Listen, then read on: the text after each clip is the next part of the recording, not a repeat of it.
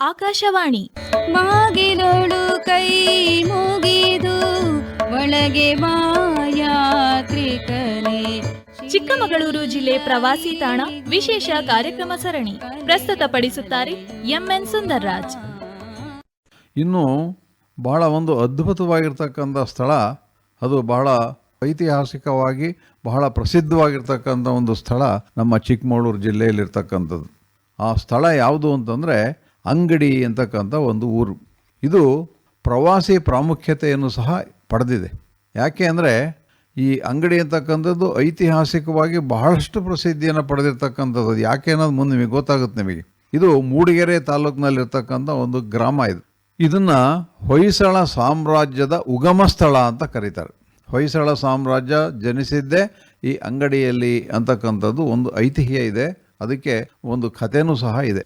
ಮಲೆನಾಡಿನ ಈ ಭಾಗ ಪ್ರಕೃತಿ ಸೌಂದರ್ಯಕ್ಕೆ ಹೆಸರಾಗಿರ್ತಕ್ಕಂಥದ್ದು. ಅಂದರೆ ಸಾಮಾನ್ಯವಾಗಿ ಚಿಕ್ಕಮಗಳೂರು ಜಿಲ್ಲೆ ಯಾವ ಸ್ಥಳಕ್ಕೆ ಹೋದರೂ ಸಹ ನಾವು ಪ್ರಕೃತಿ ಸೌಂದರ್ಯವನ್ನು ಸವಿಬೋದು. ಅದರಲ್ಲೂ ಸಹ ಈ ಅಂಗಡಿ ಈ ಪ್ರಕೃತಿ ಸೌಂದರ್ಯಕ್ಕೆ ಇನ್ನೂ ಹೆಚ್ಚಿನ ಒಂದು ಮೆರಗನ್ನು ನೀಡ್ತಕ್ಕಂಥ ಒಂದು ಸ್ಥಳ ಇದು. ಯಾಕೆ ಅಂದರೆ ಇಲ್ಲಿ ಕಾಫಿ ತೋಟಗಳಿದೆ. ಆಮೇಲೆ ಕಣ್ಣು ಹಾಯಿಸಿದಷ್ಟು ಹಸಿರು ನಮ್ಮ ಕಣ್ಮನಗಳನ್ನು ಸೆಳೀತಕ್ಕಂಥದ್ರಲ್ಲಿ ಸಂಶಯ ಇಲ್ಲ.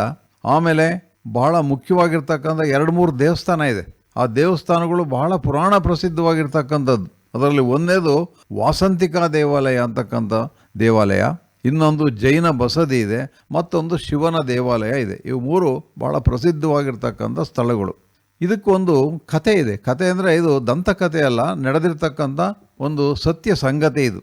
ಸುಮಾರು 10ನೇ ಶತಮಾನದಲ್ಲಿ ಈ ಅಂಗಡಿಯಲ್ಲಿ ಸಳ ಅಂತಕ್ಕಂಥ ಒಬ್ಬ ಯುವಕ ಇದ್ದ. ಅವನು ಅಲ್ಲಿ ಸುದತ್ತಾಚಾರ್ಯರು ಅಂತಕ್ಕಂಥವ್ರು ಒಬ್ಬರು ಗುರುಗಳು, ಅವರಲ್ಲಿ ಅವನು ವಿದ್ಯಾಭ್ಯಾಸ ಮಾಡ್ತಾ ಇದ್ದ.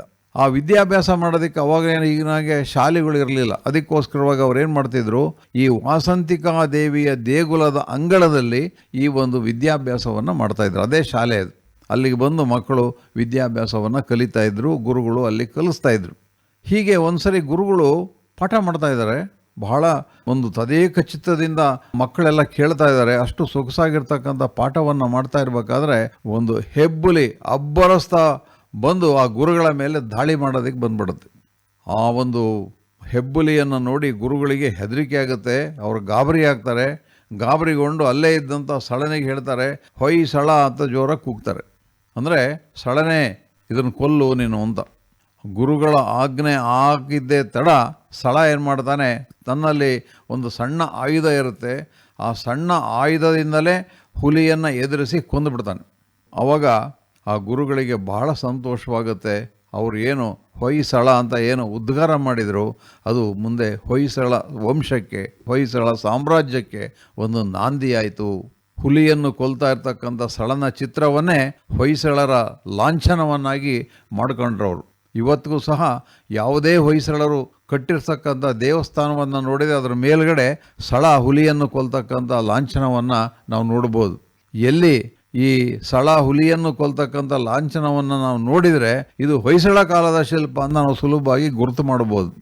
ಹೀಗಾಗಿ ಬೇಲೂರು, ಹಳೇಬೀಡು ಇದೆಲ್ಲವೂ ಸಹ ಈ ಹೊಯ್ಸಳರ ಶಿಲ್ಪವನ್ನು, ಈ ಸಳ ಹುಲಿಯನ್ನು ಕೊಲ್ತಕ್ಕಂಥ ಒಂದು ಶಿಲ್ಪವನ್ನು ನಾವು ಕಾಣಬಹುದು. ಅಂಗಡಿಯನ್ನು ಹಿಂದಕ್ಕೆ ಆದಿಹಳ್ಳಿ ಅಂತಲೂ ಸಹ ಕರೀತಾ ಇದ್ರು. ಇದು ಕೇವಲ ಒಂದು ಕಥೆ ಅಲ್ಲ, ಕನ್ನಡಿಗರ ಶೌರ್ಯದ ಸಂಕೇತನೂ ಸಹ ಆಗಿರ್ತಕ್ಕಂಥದ್ದು. ಎಷ್ಟೋ ಜನ ಅರಸರು ಬಂದೋದ್ರು ಹೊಯ್ಸಳರ ಒಂದು ಸಾಮ್ರಾಜ್ಯದಲ್ಲಿ, ಹೊಯ್ಸಳ ವಂಶದಲ್ಲಿ. ಅವರು ಯಾವುದೇ ಯುದ್ಧಕ್ಕೆ ಹೋಗೋದಕ್ಕಿಂತ ಮುಂಚೆ ಅಥವಾ ಯಾವುದೇ ಶುಭ ಕಾರ್ಯ ಮಾಡೋದಕ್ಕಿಂತ ಮುಂಚೆ ಅವರು ವಾಸಂತಿಕಾ ದೇವಿಯ ದರ್ಶನವನ್ನು ಪಡೆದು ಅಲ್ಲಿ ಪೂಜೆಯನ್ನು ಸಲ್ಲಿಸಿ ದೇವರ ಒಂದು ಅನುಗ್ರಹವನ್ನು ಪಡೆದು ಹೋಗ್ತಾ ಇದ್ರು. ಹೀಗಾಗಿ ಈ ವಾಸಂತಿಕಾ ದೇವಿ ಅಂತಕ್ಕಂಥದ್ದು ಹೊಯ್ಸಳರ ಒಂದು ಕುಲದೇವತೆಯಾಗಿ ಅದು ಪ್ರಸಿದ್ಧವಾಗಿರ್ತಕ್ಕಂಥದ್ದು. ಇದಕ್ಕೊಂದು 1000 ವರ್ಷಗಳ ಇತಿಹಾಸ ಇದೆ.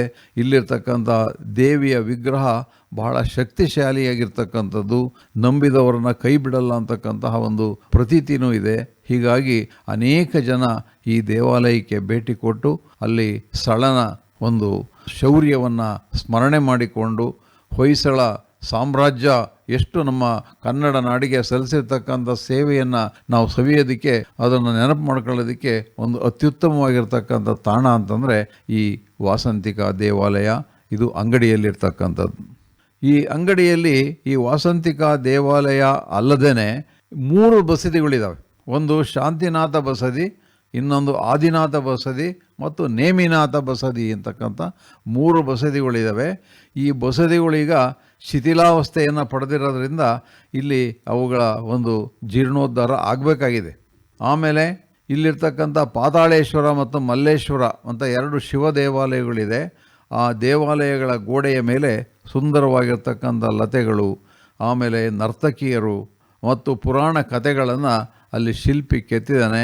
ಅವು ನೋಡೋದಕ್ಕೆ ಬಹಳ ಮನಸ್ಸಿಗೆ ಮುದವನ್ನು ನೀಡ್ತಕ್ಕಂಥದ್ದು, ಸಂತೋಷವನ್ನು ನೀಡ್ತಕ್ಕಂಥದ್ದು ಮತ್ತು ಹಿಂದಿನವರ ಶಿಲ್ಪ ಚಾತುರ್ಯವನ್ನು ನಮಗೆ ಪರಿಚಯ ಮಾಡ್ಕೊಳ್ತಕ್ಕಂತಹ ಅನೇಕ ಶಿಲ್ಪ ಕಲೆಯನ್ನು ನಾವು ನೋಡಿದಾಗ ನಾವು ಕನ್ನಡ ನಾಡಿನಲ್ಲಿರ್ತಕ್ಕಂಥ ನಾವೆಷ್ಟು ಧನ್ಯರು ಅಂತಕ್ಕಂಥ ಒಂದು ಧನ್ಯತಾ ಭಾವ ನಮ್ಮಲ್ಲಿ ಮೂಡುತ್ತೆ.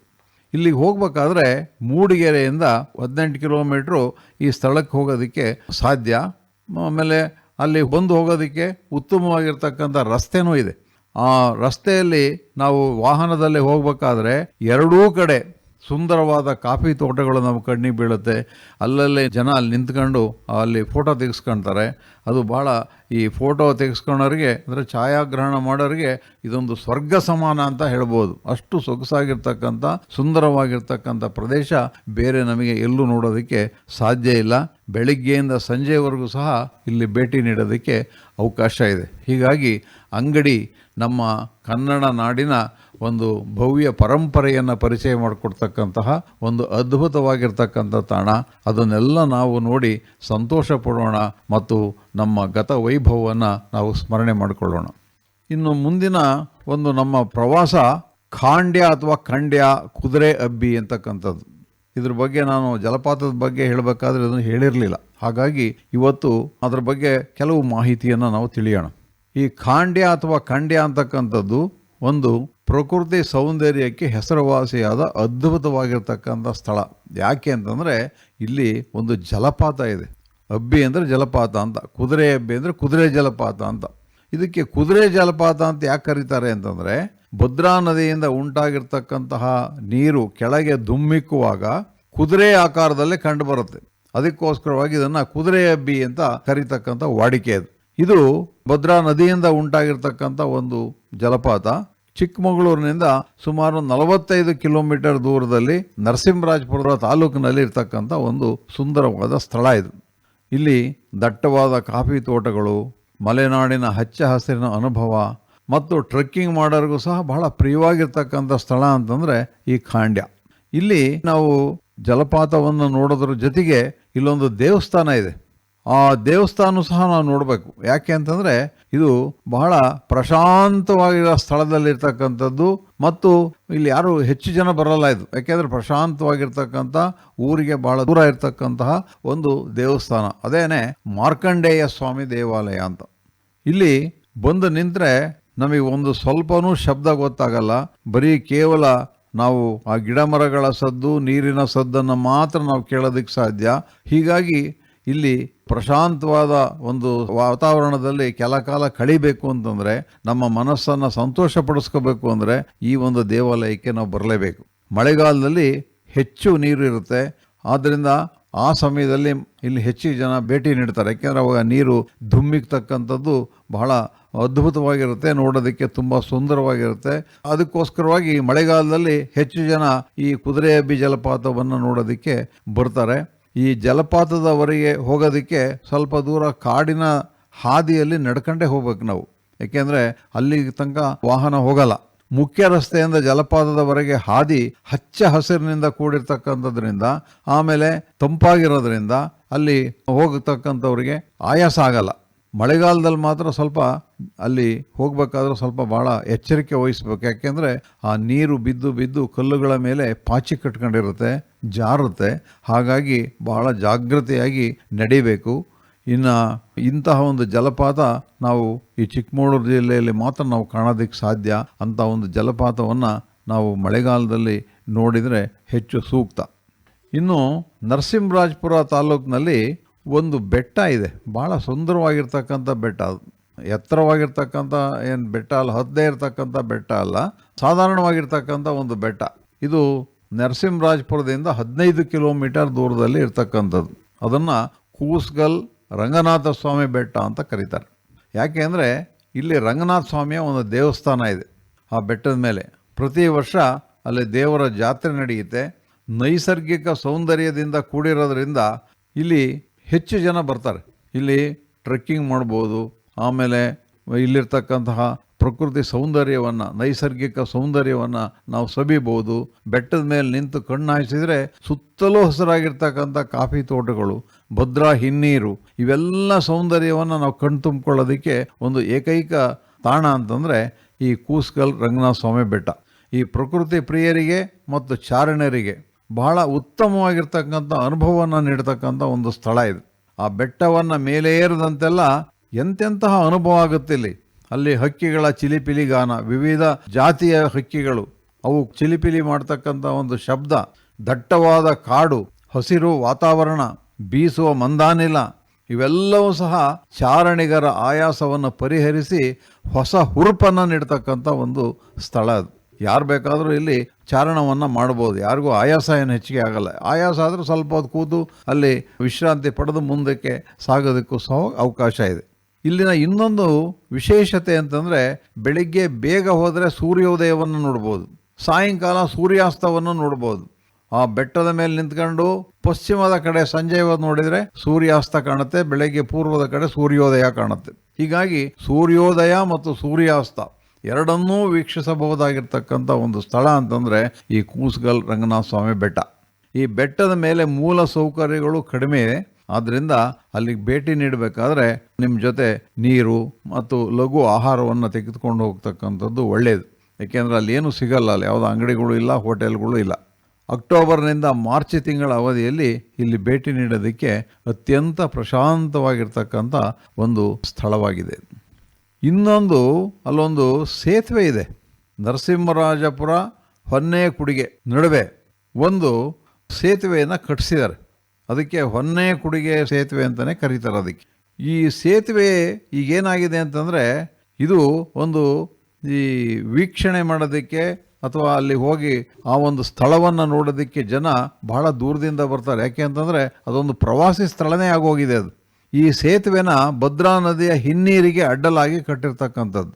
ಇದ್ರ ವೈಶಿಷ್ಟ್ಯ ಏನು ಅಂತಂದರೆ ಈ ಸೇತುವೆ ಮೇಲೆ ನಿಂತು ನೀವು ವೀಕ್ಷಿಸಿದರೆ ಕೆಳಗೆ ಹರಿತಕ್ಕಂಥ ಸುಂದರವಾದ ಭದ್ರಾ ನದಿಯ ಜುಳು ಜುಳು ಗಾನವನ್ನು ನಾವು ಕೇಳ್ಬೋದು.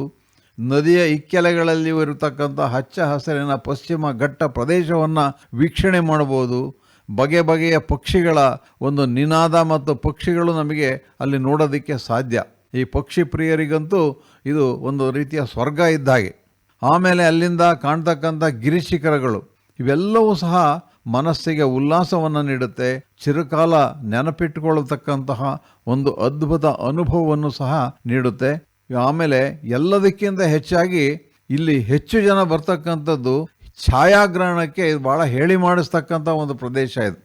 ಇಲ್ಲಿ ಅನೇಕ ಸ್ಥಳಗಳಲ್ಲಿ ನಿಂತು ಅಲ್ಲಿ ಫೋಟೋವನ್ನು ತೆಗೆಸ್ಕೊಳ್ತಕ್ಕಂತಹ ಜನರನ್ನು ನಾವು ನೋಡ್ತೀವಿ. ಅವರೆಲ್ಲರೂ ಸಹ ಎಷ್ಟು ಫೋಟೋ ತೆಗೆಸ್ಕೊಂಡ್ರೂ ಅವರಿಗೆ ತೃಪ್ತಿಯಾಗಲ್ಲ. ಯಾಕೆಂದರೆ ಅಷ್ಟು ಸುಂದರವಾಗಿರ್ತಕ್ಕಂತಹ ಪ್ರದೇಶ ಈ ಹೊನ್ನೇಕುಡಿಗೆ ಸೇತುವೆ ಇದು. ಆ ಸೇತುವೆಯಲ್ಲಿ ನಿಂತು ವಿವಿಧ ಭಂಗಿಗಳಲ್ಲಿ ಫೋಟೋ ತೆಗೆಸ್ಕೊಳ್ತಕ್ಕಂಥ ಪ್ರಕೃತಿ ಪ್ರಿಯರನ್ನು ನೋಡಿದಾಗ ನಮಗೆ ಆ ಸೇತುವೆಯ ಮಹತ್ವ ತಿಳಿದಿತ್ತು. ಹೀಗೆ ಈ ಸೇತುವೆ ಅನ್ನೋದು ಒಂದು ಸುಂದರ ಪ್ರೇಕ್ಷಣೀಯ ಸ್ಥಳವಾಗಿ ಮಾರ್ಪಟ್ಟಿರ್ತಕ್ಕಂಥದ್ದು ಇದೇ ಮೊದಲು. ಇದಿನ್ನೂ ಉದ್ಘಾಟನೆ ಆಗಿಲ್ಲ. ಇದೇ ಏಪ್ರಿಲ್ 13ನೇ ತಾರೀಕು ಇದನ್ನು ಉದ್ಘಾಟನೆ ಮಾಡ್ತಕ್ಕಂಥ ಏರ್ಪಾಟನ್ನು ಮಾಡಿದ್ದಾರೆ. ಬಹಳ ಸುಂದರವಾಗಿರ್ತಕ್ಕಂಥ ಸೇತುವೆ. ನರಸಿಂಹರಾಜಪುರಕ್ಕೆ ಹೋದರೆ ಈ ಸೇತುವೆಯನ್ನು ತಪ್ಪದೆ ನಾವೆಲ್ಲ ನೋಡಿಕೊಂಡು ಬರೋಣ. ನಮಸ್ಕಾರ. ಬಾಗಿಲೋಳು ಕೈ ಮುಗಿದು ಒಳಗೆ ಬಾ ಯಾತ್ರಿಕನೇ. ಇದುವರೆಗೆ ಚಿಕ್ಕಮಗಳೂರು ಜಿಲ್ಲೆ ಪ್ರವಾಸಿ ತಾಣ ವಿಶೇಷ ಕಾರ್ಯಕ್ರಮ ಸರಣಿ ಕೇಳಿದಿರಿ. ಪ್ರಸ್ತುತಪಡಿಸಿದವರು ಎಂಎನ್ ಸುಂದರ್ರಾಜ್. ನಿರ್ವಹಣೆ ಆಕಾಶವಾಣಿ ಭದ್ರಾವತಿ ಕೇಂದ್ರದ ಕಾರ್ಯಕ್ರಮ ಮುಖ್ಯಸ್ಥರಾದ ಎಸ್ಆರ್ ಭಟ್.